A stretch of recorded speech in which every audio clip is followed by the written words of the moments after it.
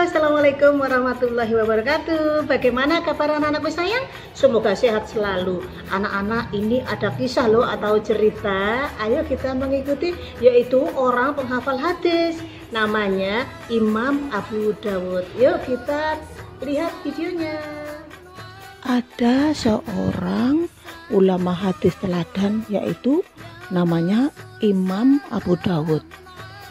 Imam Abu Dawud adalah ahli hadis yang terkenal kalangan umat Islam. Ia adalah pewaris hadis urutan ketiga setelah Imam Bukhari dan Imam Muslim. Abu Dawud lahir tahun 2002 Hijriah atau 817 Masehi di Sistan, yaitu tempatnya nama kota di Khurasan, Iran, anak-anak. Ayahnya juga seorang penghafal,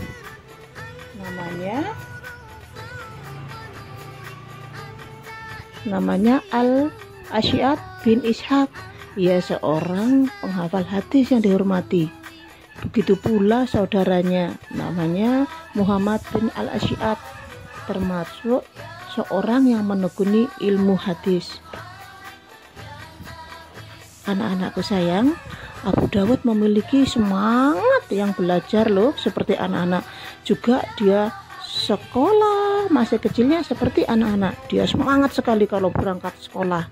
Sejak kecil ia sudah belajar ilmu hadis, fikih, bahasa Arab, dan menghafal Al-Quran.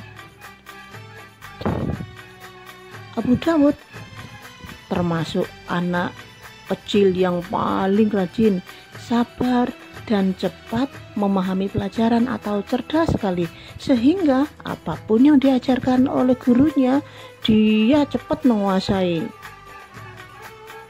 Meskipun Abu Dawud itu memiliki kecerdasan yang luar biasa, ia tidak sombong. Ia tetap mau berteman ke siapapun. Dia kalau ketemu teman dengan halo, assalamualaikum, bagaimana kabarnya? Selalu begitu. Dia ramah, cerdas, dan tidak sombong.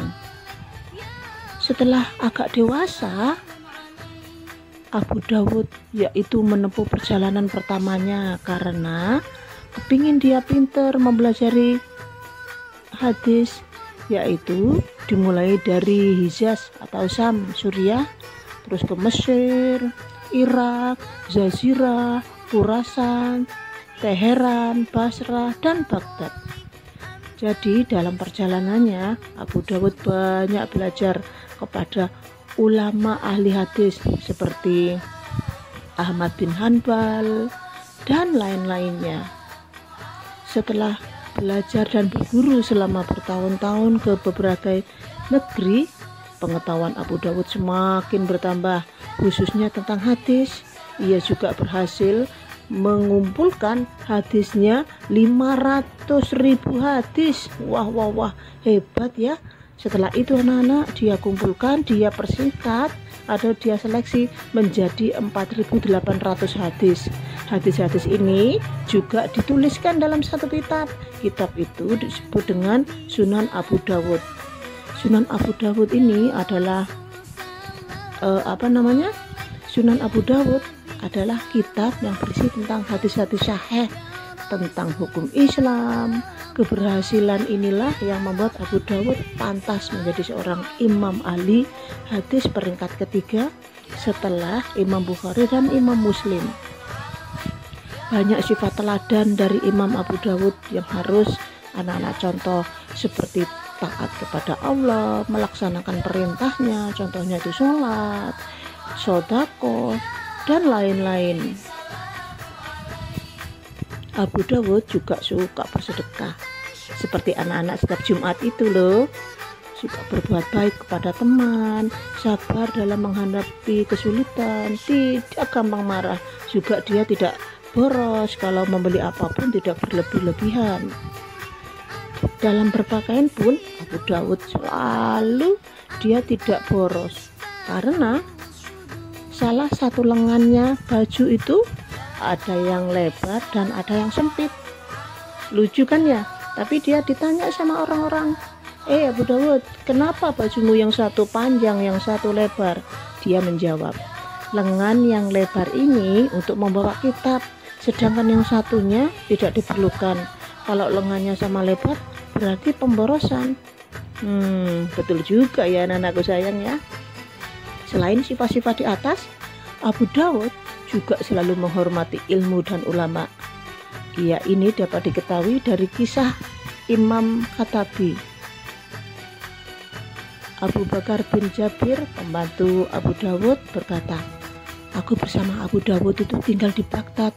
Suatu ketika kami selesai sholat maghrib, tiba-tiba pintu rumah diketuk. Tok tok tok tok tok tok.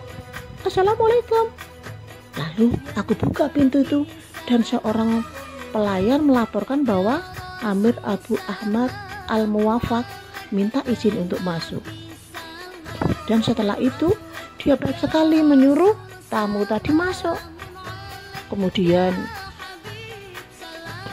aku memberitahu Abu Dawud, dia pun mengizinkannya. Lalu Amir pun duduk, kemudian Abu Dawud bertanya, apa yang membuatmu datang ke sini? Amir pun menjawab, ada 3 kepentingan. Kepentingan apa? Tanya Abu Dawud.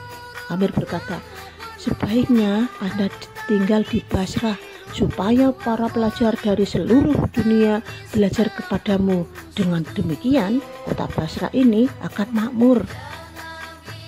Terus yang kedua, hendaknya Anda membuat majelis. Majelis apa? Ya sudah, membuat majelis. Iya. Yang ketiga, kalau majelis itu membuatnya tersendiri untuk mengajar ilmu kepada putra-putra khalifah, sebab putra-putra khalifah tidak mau duduk bersama-sama orang umum. Amir melanjutkan permintaannya.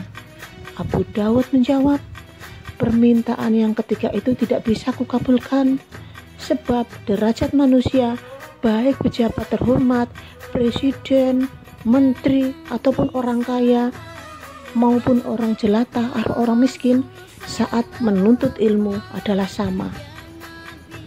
Hebat ya Abu Dawud itu anak-anak ya. Jadi cerita ini tampak jelas bahwa para ulama itu tidak mendatangi raja atau penguasa, tetapi merekalah yang harus datang pada para ulama atau guru untuk belajar ilmu pengetahuan. Setelah itu anak-anak, sudah beberapa tahun, akhirnya Imam Abu Dawud meninggal dunia di kota Basrah pada tanggal 16 Syawal 275 Hijriah atau 889 Masehi. Semoga Allah senantiasa melimpahkan rahmat dan ridhonya kepada Imam Abu Dawud. Amin. Ya, demikian itu anak-anak ya. Jadi anak-anak, dari cerita ini dapat kita terapkan atau maknanya apa? Bagaimana anak-anakku sayang, sudah tahu kan itu apa namanya Imam Abu Dawud tadi?